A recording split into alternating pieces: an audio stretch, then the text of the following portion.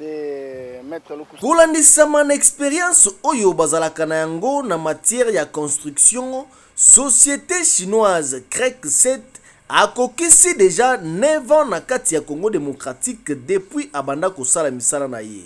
Na yango mokola lelo, directeur général adjoint elongo na ba collaborateur na ye, mwana mboka Stéphane Mundadi azalaki bongo liboso ya ba chevalier de la plume pour na kosala restitution ya misala nyonso oyo basali pendant 9 ans.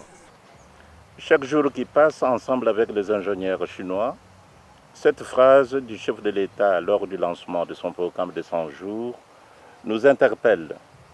Félix Tshisekedi disait, je cite, « Sans les infrastructures de base, la reconstruction du pays restera un mirage et un slogan politique. » Et de poursuivre, nous sommes capables de construire plus de 5000 km de routes dans les 5 prochaines années.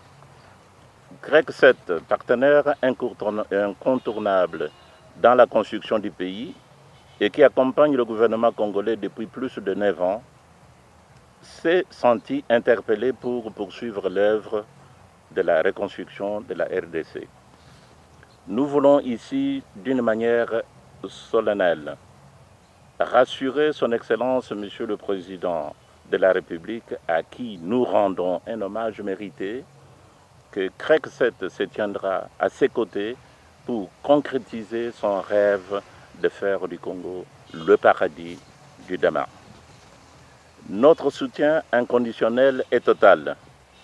Il peut compter sur le soutien du gouvernement de la Chine à travers CREC 7 dans la reconstruction et l'investissement des projets des infrastructures routières en RDC. Esengeli na bana Congo démocratique bosimba boyeba ete société chinoise CREC atongi biloko ebele na kati ya RDC ndakisa banzela, bapon, bandaku pe biloko lolenge na lolenge kasi lokola bazalaka toujours na volonté ya kosala pona intérêt ya bana RDC bamona banzela pe bapon surtout ba érosion oyo ezali konyokola bango mikolo oyo ezipama bazali toujours ko continuer kosala misala surtout na volonté politique ya mwana mboka Félix Tshisekedi Tshilombo. Fabrice Yembo, journaliste à magazine Wa Basango. DG bobandaki misala ndenge lobi boza partout na ba province ya Congo mais to tamboli na ba province mususu CREC 7 ezalité to kopesa ndakisa nzela oyo zui province ya Kwilu Kolongwa Monga Tatiba Nuluvi bobandaki misala etelema na nzela baloba boliambo ozui na ngambu nango na province ya Mai-Ndombe. Depuis province on est à la province Nzambe depuis Akila Mabele à Mai-Ndombe bazara makadam te même pas à 1 mètre mais au lobby bozali tomi tuni motuna mosalani bobande ko sala na ba province wana et question ya DGM ezali kozongela na mitu ya bato balobi bolia kimbongo na yangondo bimi na télévision pour expliquer et banda kala bobande ko loba te pourquoi. Merci beaucoup. Et na maître avocat Maître Bana RDC Banali Kolela. Bo engagaki bango sous-traitance. Bato sala mosala ya makasi. Ya mabanga ko sala poto nyonso reconstruire. Mais bino boko liambongo et komi na suka mwana mboka sali mosala tantou bo sécurité bo bengani sans même de compte final. Boko pesaka mbongo na bisika bo pesaka et plus soki ameki ko réagir botie na boloko lelo nde bobimi na biso mo bina ba société nyonso ezali na un congolais na niveau ya exécution na niveau ya pouvoir.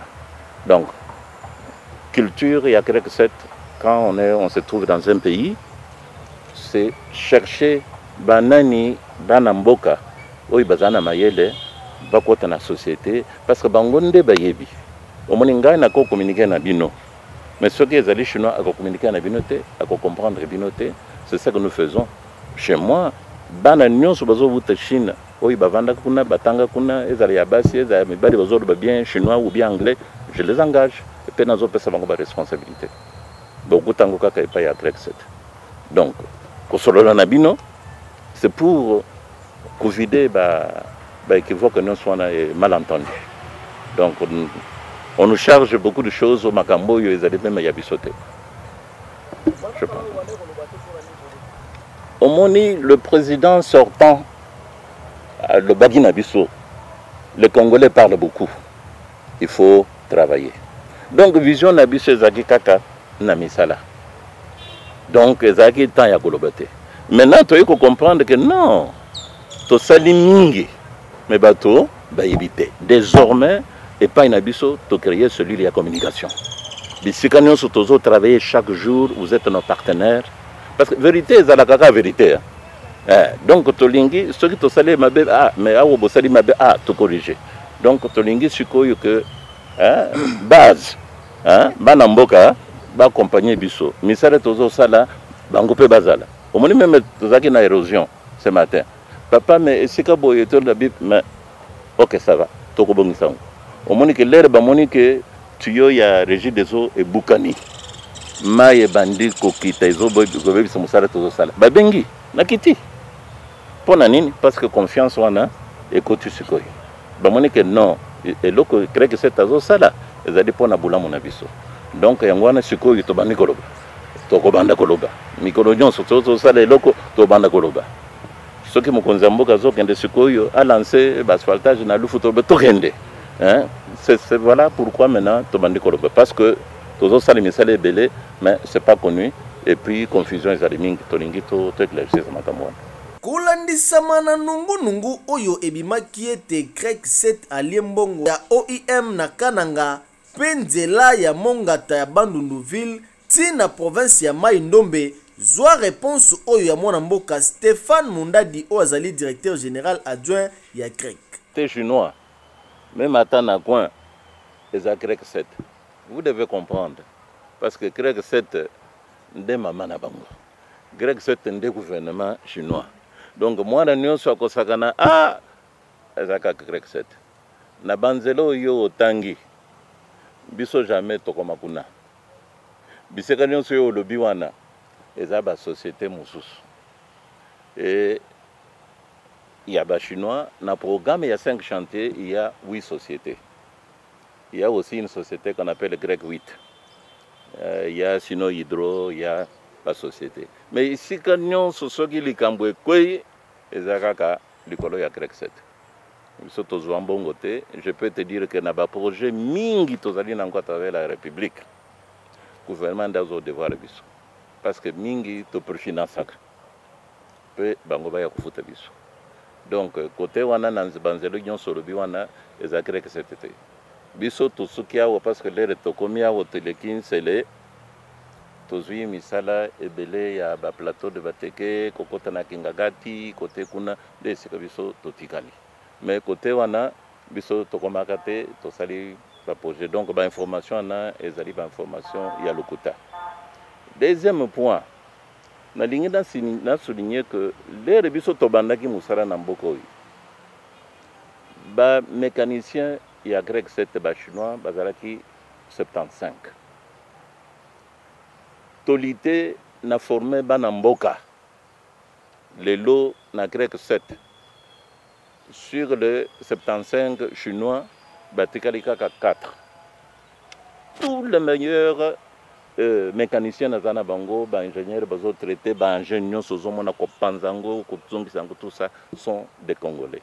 C'est ça ce qu'on appelle le transfert de technologie et de know-how. Donc, to tangisi ba Congolais, to pesi bango misala. Les kambo ya sous-traitance, biso to souffrir mingi na makambo wana. Parce que l'État, ce qui a pesi biso projet, a repé ça pour imposer te mutufulani bosala na ye. Je vous cite un cas. Société Sodimel.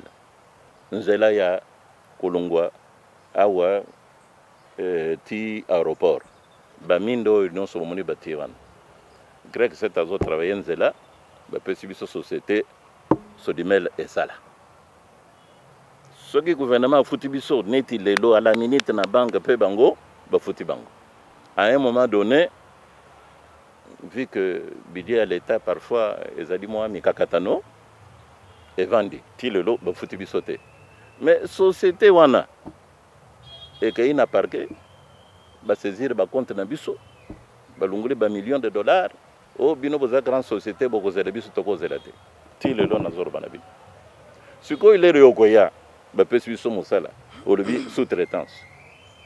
Quand on dit sous-traitance dans le domaine où il y a l'infrastructure, ça dit beaucoup. Par exemple, maintenant, dans 100 jours, bah peut singa tronçon fulani. Il faut nasser ça a 3 mois. Au koye langai mutoyo et c'est que bah travailler nangai. Par exemple, ce que chinois n'ont zali na équipement, à quoi font 5 km par jour. Au Pessinga sous-traitance chinois et congolais, même 400 mètres à Zokokate. Nasima Otozalia, au Moni et Sekaba Policia, et Zaki Bosotebele. Toyaki Kosalango gratuitement. Tosalaka Makamwebele gratuitement pour la population, mais Batoye Bakate. Yango, on a beaucoup de botonata général à Moudi. Bengi sibiso na ye na tali na bino eza bien te na te banger na ngawana bomonaki 5-6 jours papa na bongisi bomoni comme propre gratuitement sans même enfant payé. Alors tous un problème on chez nous depuis mibeko ya sika et koyaki va changer barème que les allaient applicables à partir de ce mois, mais depuis ebimaki tout travaux et pas inangai kako l'état lobby $5, je pense que beaucoup de sociétés ne font pas ça. Même les sociétés congolaises, appliquer ma. Donc il faut faire extrêmement attention quand on dit non, non. En tout cas, s'il y a un dossier comme ça, ce n'est pas chez nous. Mais donc j'aime vraiment. Ce qui c'est parce qu'il y a beaucoup de non. Il y a des Chinois et des Chinois comme tous les pays. Aux Anna Chinois, na qualité. Ce qui est Chinois, à Sali Moussala, Namboka Nabango, monde de Mobimbati, Amérique, Bazoko Ndimango. Mais pourquoi au Congo? Tous Sali Moussala partout. Mais pourquoi au Congo, on est au Sali Moussala? Il faut se poser des questions, vous êtes des journalistes. Les alités que créent que c'est un sale misala malamouté, les alités que non, c'est parce que tozo futa malamouté et zalukuta. Et bongo makambo etali sous-traitance oyo banyokolaka bana RDC surtout soki balongoli na musala balobi bazoka de compte finalité maître Mathieu Lukusa abeti sete boy. Na motuna ya koyeba soki biso to bandeko ya Crec 7 Bangajaka ba Congolais, batretaka bango, et après un moment, bafuti bango, moi salaire moko, yamuke, pesima, balongoli bango, sans décompte final, sans préavis, et zali bongo te bandeko na ngai. Na bosolo, ngai na koyebisa bino ke ngai nde avocat ya Crec 7. Crec 7 azali na ba conflit ya mingi te lokola kutu ba société mususu na ba travailleur na ye. Depuis plus d'une année, ba conflit ya Crec 7 tout simplement et koki kozala pour le moment moins d'une dizaine na ba travailleurs. Et hier ba koki kozala bazui na Crec 7 net lelo na outil audience na tribunal du travail. Banani ba travailleurs mibale. Bafundi. Mais ce qui tolandeli de près, au kokuta ke bango moko par exemple netelelo balobi moyen to samba ezate. Pona nini ba moni penza ke mopanzi na bango ezalaki ya kopi. Crec 7 abenganaka abusivement ba travailleur na yete. Pour la plupart sur moins de 10 affaires o izakoleka. Tozali kolonga pourquoi? Parce que kokuta ke Crec 7 a kolongolaka travailleurs seulement ceux qui mbeba ya monene ezali kolandisa mape mibeku ya mboka. Ezali na eloko moko babengaka la faute lourde. Faute lourde. Na code du travail na banza ba article 72 à 74. Soko musali asali mbeba oyo ekoki ko avancer société te. Société pe amoni ke tokoki ko bomba yete. Mosali ya ndenge wana atako na société nini mboka nyonso ezalaka na mibeko nango oyo ya biso mboka nde ekoki na ezape na mibeko nango société akoki kolongola mosali ya mabe oyo azali kofrener avancement ya misala to développement ya société. na mbeba songolo asali oyo tokoki koloba ezali faute lourde. Mais en dehors de ça, ezana ba mususu a démissionné. Alobi, j'ai trouvé même mieux ailleurs. Aye Kosenga, des comptes finales, dans tous les cas, sur moins d'une dizaine depuis plus d'une année, il y a un dossier Nazali na Yango na Crec 7 pour l'ensemble du pays. Pour l'ensemble du pays, parce que c'est lui le juridique, c'est nous qui contrôlons. Lubumbashi, Kisangani, Boma, Matadi, l'ensemble du pays, Tozali na moins de 15 conflits n'a pas travaillé, moins de 15, depuis plus d'une année. Alors, au Union Sopé Ezali na ba tribunaux, Ezali na tina tolonga yango, parce que la société a sali mbeba mo côté. Soko landeli, et ça les loya bande konabiso, nde okokuta ke bazali ba fautif. Bango moko kutu ezali na ba procès mususu abandi, asondoli yango nanzela, tango toye kofongolela ye par nos conclusions, que tala et ça les lonayo, tala o mibeko elobi, mususu basondoli yango kutu nanzela. Alors, c'est vous dire que Crec 7 azali ko respecter mibeko yamboka. Nete oyo elobeli ya mokonzi yamboka dernièrement alobaki batu nyonso ba respecter SMIG, les salaires internationalement minimum internationalement garanti, ba respecter. Avant même que délai ezala ekoki, le DGA ya Crec 7 atambolaki epa ya ba nyonso bazali na mokumba ya kokamba Crec 7 à l'intérieur ko ebisa bango bino bozela te ko banda lelo appliqué. Ezalaki à ma présence en tant que avocat ya société. To tamboli partout lobi appliqué. Ezali na kokoso mokote. Il y a au contraire, comme l'a si bien dit le directeur général adjoint, donc boyo kanimoko boykati na ba travailleur sikoyo na tête au point que soko natali moi bilili muke eko ezana ba téléphone nangai bokomona ke mukolo ya le 1er mai Crec 7 par le canal ya DGA se déployaki et longona avocat partout dans le Congo central ko fêter na ba travailleurs. J'ai des photos oyo directeur général adjoint à Telemi na ba travailleurs ensemble bilili ezali. Et puis ayoki, quelles sont leurs doléances balinginini azoyo vraiment avec une oreille attentive ba travailleurs ba betipe maboko mukolo yango to fêter na bango elongo. Donc ezali na boyokani moko oyo ezo salake ba travailleurs ya Crec 7 bazali na réclamation ata moko teke oyo itali salaire oyo itali boy na ba société mususu a boyokaki yango. Mais bosi boyokaki ke na société na Crec 7 il y a eu des grèves que bazo maltraité biso ezala kité. Donc ezali société moko oyo ezali ko respecter ba norme na kofuta na ko engager pe na kolongo ya musala na pesibino merci.